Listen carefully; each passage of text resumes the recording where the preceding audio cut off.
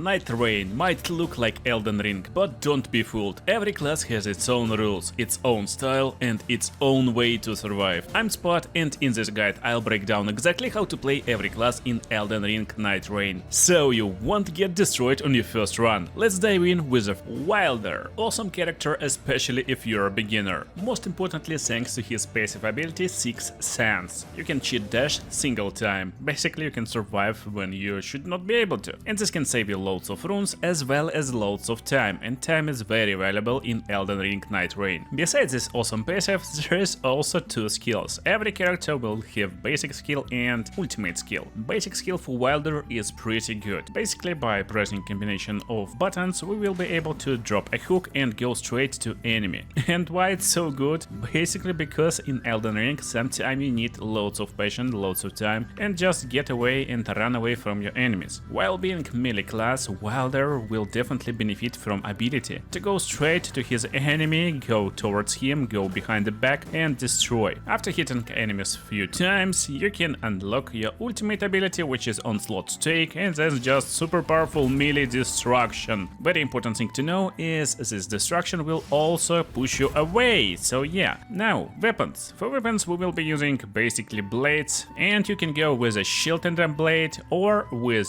two-handed version of your blade. It will depend on your style, of course. Elden Ring is pretty versatile game. Sometimes you want two-hander, sometimes you want one-hander style. So for example, if you're using shield with a skill, like this buckler for example, this beautiful buckler will have ability called buckler parry, and I can press magic ability to use this buckler parry. It's cool, it's useful if you time it correctly, but I won't be able to use my weapon skill. So in order to use my weapon skill I need to use it as two-handed version, and now I can use Poisonous Mist from this weapon. You won't have Poisonous Mist from the get-go, it's from my runes, more on that later, but there is one more reason to actually use weapon in two hands. It's of course damage output. Normal hit will do 122 damage, while two-handed weapon, I mean it's same weapon but I wield it in two hands, will unleash 126 damage. It's just 4 damage, you may say, but in reality different hits will deal different damage, and last hit in a combination will deal even more. So this basic combination will unleash 521 damage, but if I do it in the one-handed version it will be completely different combination with 4 hits and 20 damage less. Again, not a big deal, but it's not a big deal when we get basic weapon. With upgraded weapon it scales for like extra hit or even extra 2 hits if you wield it in 2 hands. So let's quickly jump into expedition for a little more tips on Elden Ring Nightreign as Wylder. I won't go into full run right now, but let's talk about the game start. So the start is pretty lucky actually. We find this little scarab, and scarabs is something you want to always defeat in Nightreign, of course. So they drop talismans, we get stamina recovery speed, very good option. Anyway, every time we drop from the start there will be a camp in front of us and we need to clear it. There's 2 ways how we can clear. We can use a shield to block enemies attacks, but again the quicker and faster way will be to use two-wielded weapon type with some ornaments if you have. And the trick is always a little bit of patience, of course. Patience is the key. Two-handed quick attack is super good, super quick. So that's basically what we're using on our first camp. Just quick attacks, rolls in front of enemy, yeah, and basically you don't want to roll most of the time. It's actually better to jump in Elden Ring, yeah. And first camp won't be a problem for us or for you. There will be some consumables, if we're lucky we will get weapons, but then game kinda begins. And I will have step-by-step guide for your first victory on how to use map, where to go first and so on. However, as early tips for Wylder, try to look towards churches first. Churches will have extra bottles, so we will be able to replenish our health. Anyway, after first camp we always will have enough runes to level up, and this level up is super important, it gives us big boost. Try not to waste your time, especially early on fighting super like trash mobs, little guys on the road. It's not a problem actually, you can completely freely destroy every enemy you see. It's not a time waste placed, especially if you're not in a party that is well organized. Important parts where you want to go and actually look for some stuff early on, besides churches of course that gives us stack of extra bottle, is places with elemental weapons. And we can run pretty fast using our special ability, so we come close towards enemy, or enemy come close towards us, and we will get to the next church, next bottle and next upgrade. However, let's jump downwards and see Wylder in a fight. Yeah, that's a hit, second hit, third hit. Now we're out of stamina, a little bit of patience, dropping him with a skill and he's out. Very powerful item and two-handed weapon. Hook very useful against flying enemies, you can get them towards you and destroy them really easily. So use it as your ranged weapon from time to time. Okay, first knight. Perfumers are pretty annoying guys, but with nice two-handed weapon and with our awesome hook, we can actually get them closer a little bit and finish them off with just 2 hits. Yeah, just like that. So annoying guys, but there's always a solution for them. Oh no, that's why you never avoid like me. Better to avoid towards enemies, not away from them. So he's out, and that's actually what you want and what you can do with two-handed weapon. You can run around and do very fast attacks. So let's finish him off. No stamina, but no. What you actually can abuse loads of the time again is the thing that hook will always recharge, and you can chip enemies away with your hook, get away. Just a little bit more patience as any other melee class. And he's kinda out with our poison of course. So now let's get this stuff. Let's see our enemy. Bell-bearing Carter. Use uplifting aromatics. He will come close by himself, of course. But I got nice ability too to get away from this bro if needed. So, poise breaking, critical strike, and we're doing some nice damage, I would say. Some charge attacks, escaping towards him. And that's kinda how you can play against this guy. If you're standing from behind, he will always try to hit with his shield, so it's kinda a little bit of cheese. Especially if you're playing solo, that's basically how you defeat this guy. Pretty easily, if you would say so. So, sorry bro, but you poisoned and you're kinda going out. Yeah, not at my watch. Oh no. Are you threatening me, my friend? Yeah, he got nice reach. But let's get close. Let's avoid backwards. He will hit with a shield. We're going from behind, hitting him. And... bam! Yeah, that's how you do it. And there's another way to use our grappling hook. Oh, no. Don't hit me, bro. At day 2, basically, you will one-shot most of the enemies if you got nice weapon. And bam! Yeah, against big guys we go towards them, against small guys we getting them to us. Oh, no, my friend. It's pretty annoying to hit these big armored guys, but we got what we got. Haha, poise broken. See you later, alligator. Okay, archer will be my first target. He's pretty annoying. He's not even an archer, he's just annoying dude. And by using this skill we always avoid attacks, so don't hesitate and don't worry to use it in a close range. Bam! I like this stuff. The next step on our list is Guardian. His passive ability is Steel Guard, which gives plant feet and brace with a shield for a more powerful guard. So what does it mean? Basically, Guardian looking pretty good. He got big two-handed weapon and it's really cool to use it as two-handed version of course. Again, mostly for the reach and for damage, because while you wield this weapon in two hands, you can push enemies and have higher reach. Another cool part about this alibars, or like big axes, is unlimited combination. So yeah, you don't have one single combination of 3 attacks, 4 attacks. You can actually hit as much as you like as long as you have stamina. Charged attack is also really good to push enemies away if they surround you. In my experience, it's pretty hard to find better weapons than our initial weapon. So for Guardian, I really recommend to look into runes, or I forgot the name, how they called over here, relics, of course, yeah, relics. So relics that will give ornament to our weapon will definitely work. But anyway, the main and coolest part about Guardian, you don't need to roll. Yeah, while a roll is cool in Elden Ring, actually, a roll is pretty weak. So if you experienced Elden Ring player, you already know that every time you roll, yeah, you get initial boost in speed, so you can evade attack, but then you get slow down time. And this slow down time can actually punish you more. And there's no problem with evading enemy attacks as Wylder, because instead of rolling, he got this plant feet, he basically evades really quickly for a little bit more distance. And that's why you actually want to use his big shield, or better shield that you will find on your expeditions, because Wylder can actually go and evade enemy while he is running with a shield, so you can be protected, you can go with a big shield and evade enemy attacks. That's kind of the playstyle for Wylder. His basic ability is Stomp, Storm Stomp or something like this. You will push enemies on top, they will fall down and you easily will destroy them later with your pole arm or whatever weapon you're using. It's just easy, self-explanatory, a little bit of wind up time and then damage. Ultimate ability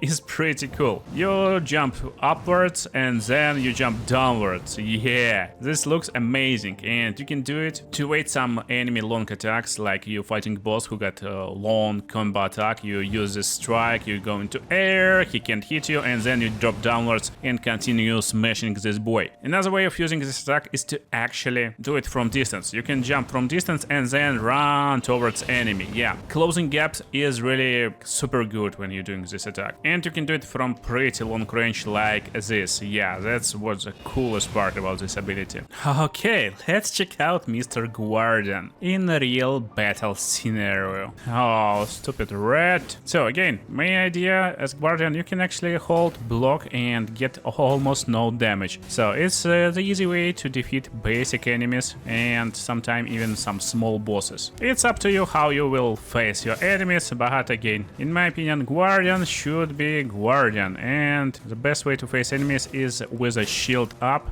and just poking them from the distance. Yeah, there is a group of enemies nearby, just pump up your ability, they will be deleted, or maybe they will be just stunned and you can finish them off later, a little bit later of course. Okay, Doc, you're out and done. Can't hit me through a shield, stupid Doc, and from behind. Yeah, done. These big guys again can be like stunned a little bit, which is really powerful stuff, and then ultimate for extra damage. I'm still level 1, so we're in a little bit of trouble, but come on, he is done faster than me. Overall, just guard up and push through the enemies. Just don't forget that shield will block attacks only from the front. You can't protect your ass. In tight spaces, this is also really useful ability. The biggest problem with this ability is you're not protected, so you need to be really careful when casting this. And goodbye, my friend. Oh no, he's pretty powerful. My favorite power is of course mobility in the fight. We can evade attacks with our ultimate, we can just jump behind the enemies, block attacks if needed. So yeah, that's pretty like cool part about Mr. Guardian. And stun locking enemies like that is also super juicy. Oh yeah. Drop down. Oh no, where is your head? Head is critical spot, so I can't do critical hit right now. Very powerful stuff that with this awesome weapon. There's actually a cool stagger. Yeah, we can easily stagger enemies with few charged attacks. Next one is Iron Eye. Iron Eye is insanely good over here in this game. It's one of the most powerful characters in my opinion, especially for party play. You always want to have some Iron Eye. He's just good. Passive ability is Eagle Eye. A keenly observant eye discovers more items to obtain from foes. So basically this dude will just find a lot more items and you will have better chances to get more runes, more better items and so on. Because lots of items you will find will be gold food, silver food, which will provide you with better chances to get better gear and of course with rune multiplication. Now, this character is a lot different from other guys because he is focused on the bow usage. Yeah, basically you want to use him as just range character. And there's different ways how you can use him, how you can play. So basically, There's basic attack, and coolest part, you can move while attacking, so that's something you need to know and always use, of course. But of course, every weapon got two types of attack, basic and heavy. Heavy attack will shoot 3 arrows, and it's pretty random, like a little bit random. So if you're using auto aim, you most of the time will shoot just one target, and as you can see, damage is just 39 damage, while normal arrow hits for double the damage. It can be used on trash mobs, but wind up time is a little bit more than normal arrow. So in my opinion, basically just go and shoot normal arrows. That's the way to play this bow. Now, what is really nice to know, you can wield bow in 2 hands as well as in 1 hand. Unlike other weapons, bow will do 66 damage when wielded one-handed and 66 damage when wielded two-handed. That's because it basically don't scale on the way you wield this bow. However, wielding bow like this got its own benefits. Auto aim got just a single spot you will shoot. For example, head of this bow. And sometimes enemies is not so easy. Sometimes they got big armor or big shield, and to shoot through the shield and not in the shield, you want to wield bow in 2 hands, and this will unlock your ability to do precious aim, or like basically aim like this. And now you can walk and shoot manually. So now you decide at which spot you will shoot, and it's sometimes very useful. So you can shoot while jumping, but that's something you want to avoid because you will stop for a long time. It's better to jump and then shoot. It will give you more mobility, and you want to be extra mobile all the time because you're pretty squishy, you got light armor, so always keep a distance. Both skills are pretty like weird most of the time. For example, power shot is pretty good, but again, you can pretty easily just calculate this stuff. So normally I use this time to unleash 200 damage, and I can move all the time. With power shot, I need to stop. I will charge a bow and shoot for 200 damage, and I'm pretty like squishy, vulnerable this time. So most of the time with bow, you will just shoot. You will just shoot and chip away enemy health bit by bit. Now, skills. Skills are pretty weird. There's 1 melee skill, so if enemy in melee range, that's our basic ability, you will go like this and make vulnerable spot. And coolest part, you can use the skill in different ways. So for example, normal way to use, of course, is to hit enemy, you hit for some damage, move away, and then you start shooting, and you will shoot for extra like 10%. And that's pretty good like stuff, especially considering it will also give damage to your teammates, as far as I know. Another cool part, and why you always want to use the skill, look at this combination. So we hit 4 shots, it's 271, 4 more shots will be for 542 damage, 8 shots, 542. Now, with this skill, without considering 145, we do 4 shots, and you actually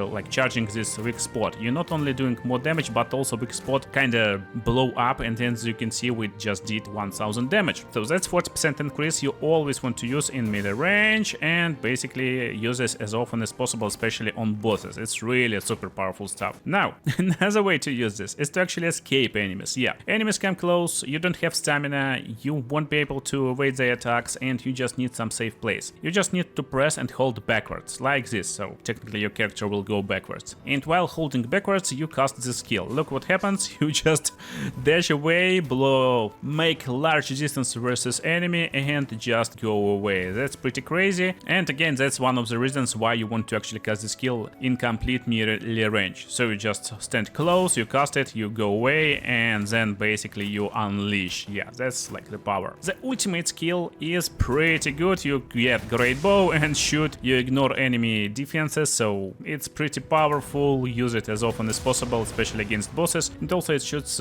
some of the enemies around the camp. It's pretty useful when you just fight the boss, you ignore trash mobs, and then you use this skill to kill trash mobs in one single shot. Pretty cool, pretty useful, I like this. And while being one of the squishiest characters in the game, actually he's not the squishiest. There's 2 more guys and they're a lot more squishier than him, but it's unlockable characters right now. In this guide I will cover only basic characters from the start of the game. It's beginner guide basically.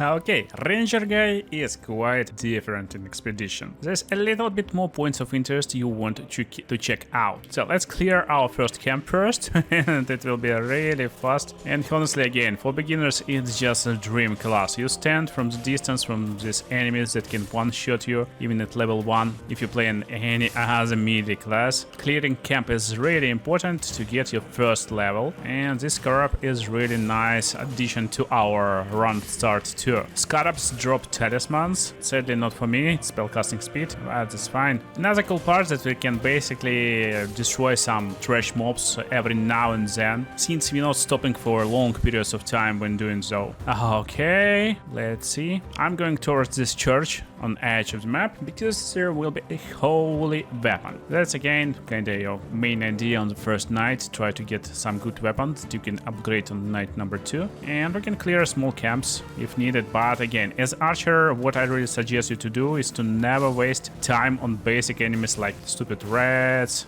Dogs are pretty stupid too, but while these dogs are like okayish, guys with the shields are so like annoying to deal with. If they're with a shield up, you can't do anything, so getting like this close by, then using your ability is kind of a way to deal with them. This will is powerful fast. I will deal Death Mark to him, so this mark will blow up and destroy him in a second. Yeah, that's basically how you do stuff. Let's see how powerful these guys, Oracle Envoys, and they're definitely powerful if you go 1 versus 4, but as archer, that's the cheat code basically. Yeah, you can go and clear the stuff right from the get-go, basically level 1. And as you can see, using this triple attack is kind of okayish too, especially since they're being stunned a little bit. But hey, what we can do like some attacks, awaiting their attacks with our skills, and power shot is also nice. But again, as you can see, power shot is pretty weird because I'm being vulnerable, I'm being open while using power shot.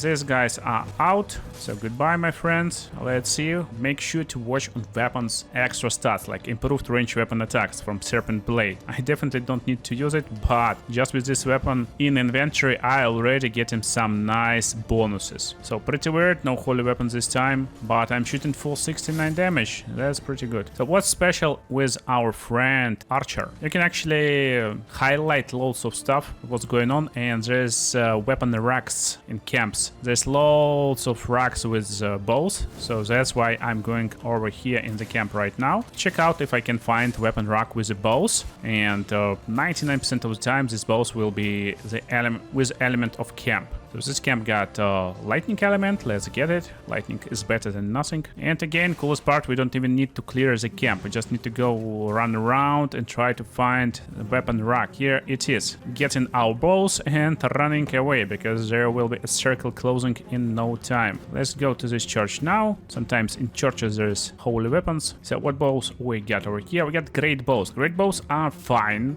but attack time is so slow. So make sure you're pretty careful when you're using those. Most of the time, great bows is pretty weird, especially against, but we can use super attack against them, so he is out. There's no more guys with a shield. I mean, this one was with a shield, but he's kind of out. And great bow charge attack is quite different. You charge for a long period of time and then you shoot. So that's basically the way how you can use great bow. Coolest part about great bow that it's pretty strong, so if enemies are stupid and standing in the range doing basically nothing, you're fine. But also you can shoot with some skills from top. That's the powerful stuff against guys with the shields, and he's out. So guy with a shield, goodbye my friend. Let's try to shoot his legs, break his poise, and he will be fine. I mean, we will be fine. Goodbye, Mr. Headless Bro. Where are you running? He actually ran away. You see, he's smart. He don't have any head, but he's pretty smart. Overall, great bow is pretty playable, but again, biggest problem with a great bow is our inability to stay active. So while playing solo, it's definitely not playable, and against certain bosses, which is really fast also. It's not like unplayable, but it's pretty weird. So basic bow is always my choice. And probably the biggest tip for this bro, it's actually extremely easy to get full. By this I mean losing all your stamina. Yeah, attacks using loads of stamina. So at level 5 you can do around like 2 combination and it will eat all your stamina. So you won't have ability to run instantly away from enemy, wait attacks. That's why being patient is extremely viable in this character. So make 1-2 hits, then wait a little bit, try to run maybe, avoid some enemies attacks, so you can wait to break the distance. And goodbye, my friend. In my opinion, this guy is actually best for beginners. It's really hard to survive in close combat and see what's going on. By playing this character, you actually can stay away from the fight, you can see what's going on, learn enemy movesets, and then prepare better for playing Raider. Yeah, Raider is our next character. So, passive ability, Fighter's Resolve. Taking damage boost retaliate potency. Cannot be knocked down while using it. What does it mean? Basically, this means this guy with a really big bonk stick in his hands won't be knocked down while using skills. Not like super good ability, but what is good about this bro, he's really good with big two-handers. Big two-handers are pretty powerful stuff, and that's how you want to use them. Basically, you want to jump and hit. Most of the time it gives loads of poise damage. Sometimes it's hard to aim, especially against fast targets, so do it only against non-fast targets, or jump and do charge attack for even more damage. If you don't like this jumping playstyle, I just don't like it stylistically when I'm running with two-hander. There's basic attacks, and basic attacks kinda splashes, you will hit a lot of enemies surrounding you, and damage is just awesome. This guy will unleash the best possible damage. So in one-handed version, full combination will deal around like 700 damage. In two-handed version, it's even more, of course, so it will be around like 800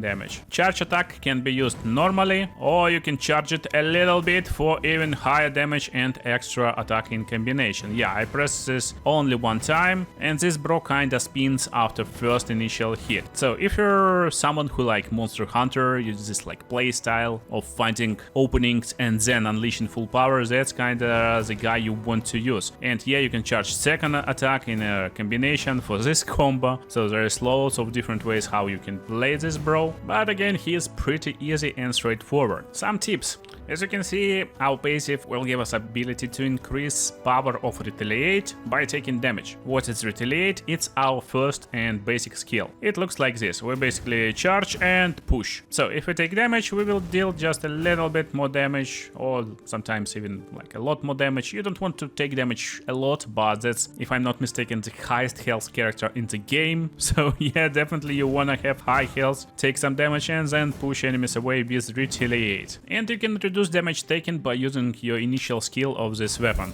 You just cast this and then you will take less damage. That's basically how character glues up and become a lot stronger. And here's our ultimate ability, Totem Stella. Totem Stella is like not insanely strong, but one of my favorite abilities in the game. You just slam the ground and summon this totem. Yeah, we're like that, can jump downwards and shoot with charge attack. It's pretty fun. We can evade some attacks by standing on top, and as you can see, we're basically creating this totem. It creates high ground, so if you're playing in a party, if you can cooperate with your friends, you can create high ground for your dead eye. Basically, for your ranged character, he will shoot enemies from the top while you're jumping downwards, and boss can't hit him, can't touch him. Not for a long time, but again, it's pretty strong. Another benefit of this totem is actually ability to increase your power. So look, full combination with two-handed version right now will deal around 1000 damage. Yeah, so basically getting plus 20% the extra damage by doing and using this skill. If combined with extra items that gives more physical damage or like more extra other types of damage with better weapon, we actually can have so much damage that we basically melt bosses. And again, this totem is aura. If I'm not mistaken, your party will also get benefits of this totem. Yeah, so it's nice buff for whole party. You just stand nearby, it gives you this extra damage bonus, and you can run away and still get this damage bonus. Don't forget, yeah, you actually don't need to stand like close to use this bonus, you just get it and then you can run around. Pretty cool character if you ask me, but requires loads of timings and patience. Not extremely good for beginners, but really nice and feels good to play. If you like two-handers, I recommend you to actually practice more with Wylder or Guardian, especially if you're a beginner. But if you don't want to use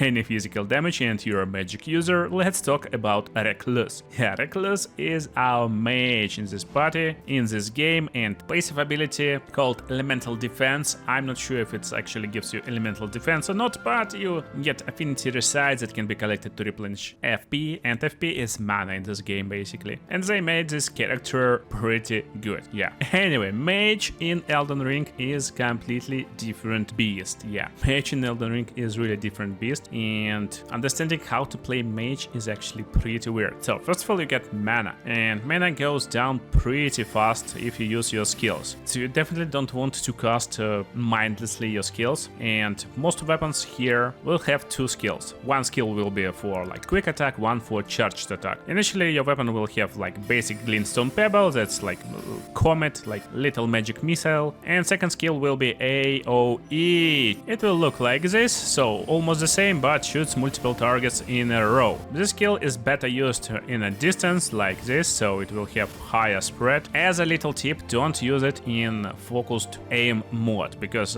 some enemies like this will have toggle on their head, and if you shoot this guy head, you will hit like a big guy over there, but not a small guy. So to hit a small guy, just don't use any aim, try to aim manually, and then you will hit the skill on the ground, and you can hit actually 3 targets if you guess the range correctly and stand like nicely over here. Anyway, as you can see, we got a little bit of problems with magic. So magic in this game is pretty weird, but to replenish magic, what you want to use? You want to use your ability, Magic Cocktail. So Magic Cocktail, I just cast it and I replenish my magicka. Yeah, that's basically how it works. Whenever you hit a target with your magic, you will see these circles on him. This means you can use this cocktail skill and steal his magic. Funniest part, you actually can use it indefinitely. So here's an idea. After collecting 3 stacks of the skill, basically, so you see enemy with this stuff, you cast your spell, you get your stacks. After 3 stacks, you will cast spell instead. This spell will just glue to enemy, it will stick to him, and you can instantly steal 1 more stack, but the spell will basically hit enemy a few times. So we steal 3 stacks and then cast the spell again. As you can see, it's indefinite loop of crazy damage. Yes, that's pretty cool and pretty nice. Honestly, the problem that it's pretty nice against trash mobs most of the time, or to just replenish magicka. Yeah, so just using it to indefinitely cast magic is not like the best stuff you can do, but if you're out of magicka, that's the only way you can actually replenish it. So replenishing your mana is pretty easy and straightforward. You lose your mana, you cast the spell, you instantly steal a little bit of mana back, wait until the stuff will hit enemies, steal mana back, and you will be at the full mana in no time. There is no reason to use your weapon in two-handed version, so you just chill, walk around, and you can use 2 staffs at the same time to cast 4 different spells in case you need it, and you will find some good spells. Ultimate ability is also pretty cool. It takes some time, but you cast it on loads of enemies around you, even if you can't see them, and then it makes blood marks on targets that you will shoot them, and you will replenish bunch of like health and magicka. So that's the power. Basically, you put these blood marks on targets and you can get a little bit of unlimited magicka when you fight them. And mage, yeah, the magic girl is most unique character in my opinion. Again, they was forced to kind of completely revamp how you play mage in this type of game. You're not having any mana flasks, and as I told you, strategy is to always never overextend. You want to like make 1 hit, sometime you will be destroying enemy instantly, and that's the problem. You actually don't want to destroy them instantly and eat these souls from them, so you can replenish a little bit of magicka, mana, FP, call it however you like. And here's the deal. Normally you would really like these ruins with holy weapons as any other class. However, as mage, it's not like a big deal actually. Yeah, as mage, you want to do a completely different story. So as you can see, basic combination like 1-2 hits. If they can survive, then just eat their soul, take their soul, replenish some magicka. Wow, bro, you're a mage too. Now eat this crap. Ha ha ha, you're getting out, my friend. So magic is basically like completely unlimited. If you're doing combination like few hits, then magic, few hits, eat magic. Oh, that was a nice combination, my friend, but you're out. Goodbye. Yeah, magic is pretty powerful. So let's get down and I explain why it's not important to be over here and get some good items. So we got Berry Dagger, improvement of charge attacks, other stuff, but the real power comes from spells. So let's surprise. Wow, bro. Nice tricks, my white friend. Let's replenish some magicka. He will be out in no time. He is done. So, look, we will get bonuses. And while I'm getting, like, good sacred weapons, they're not for mage. Yeah, they're not for mage. What I'm really looking for is actually good stuffs. Yeah, that's what we are looking for most of the time. And the better spells you will get, of course, the more stronger you will be in the end of the game. How to find good spells? It's actually pretty easy. You just need to highlight special weapons all over the place, and you will find where to find stuffs. They look like this. Stuffs and spells basically looking like this on the screen right now. You see it.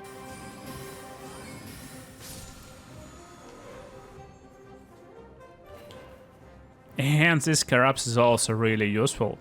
So if you will be lucky and find scarabs that gives you more casting speed and more sorcery powers, you're just golden. You will have everything you need and your spells will just melt bosses. Yeah, mage is extremely powerful if you manage to get a build for her. And our special ability is area of effect ability. Yeah, that's like most powerful stuff. You can actually drink magic from loads of enemies. So that was a loop of replenishing magicka, a really useful one. Now the boss. Let's do our ultimate ability, replenish magicka stuff, and get destroyed by this fast dude. And last one of all the main characters from the beginning of the game is Executor. Executor will have passive ability Tenacity, receive boost after recovering from status ailments. In my opinion, it's one of the weakest passives in the game. Yeah, boost is nice, but most of the time you want to wait and stay away from this status ailments instead of getting them and getting rid of them. But this happens and you get in some powers, especially versus bosses. It's pretty useful. Bosses will drop loads of ailments on you. Executor is samurai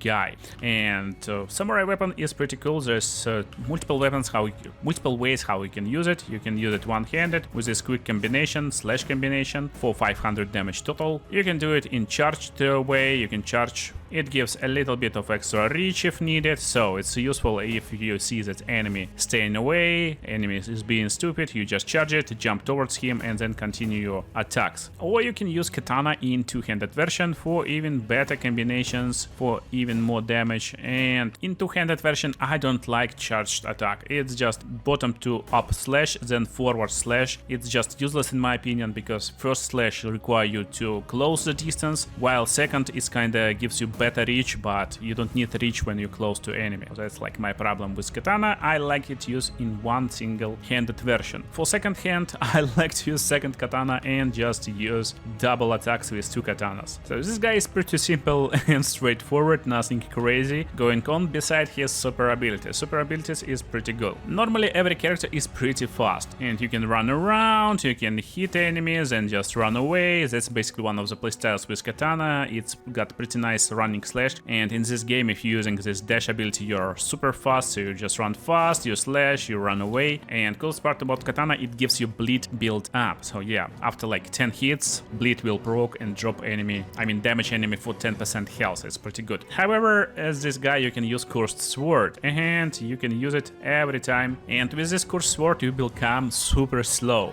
but while being slow you can actually have nice dash. So while using cursed sword it's better to dash around, and this is a lot faster than trying to move normally. So that's how you want to play with this skill. However, that's again pretty cool stuff. You get two basic types of attacks, like this slashes, it's basic katana. This sword is pretty nice, got nice damage, so it's good for beginning of the game. Charge attack again is basic katana attack, so it's not super useful, but if you charge it completely it will be this extra reach, extra damage, pretty nice combination. Coolest part about this sword of course is ability to block and deflect enemy attacks. So using block is pretty cool. And also this sword got skill. Yeah, the skill is just kind of slash. You lean a little bit and then drop and rush forward. Pretty cool to close the distance, then jump away. Interesting character, and requires a little bit of learning, like probably lots of learning like every other character, but again, it's pretty cool. But ultimate ability is another beast, and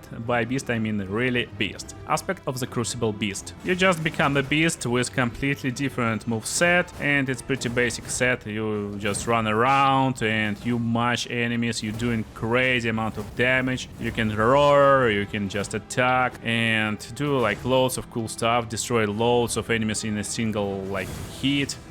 with tons of extra HP, you're becoming super fast, you can jump. That's like one of the super fun stuff about this character in my opinion. Helps to clear down camps, some strong monsters. Of course it's strong versus bosses too, extra HP is never bad stuff. But the bad stuff is to not know what to do with these characters. Therefore I really suggest watching videos on the screen right now. When they're ready you will see them, and that's step-by-step guides for beginners on what to do and how Elden Ring Nightreign works, and step-by-step guide for your first victory.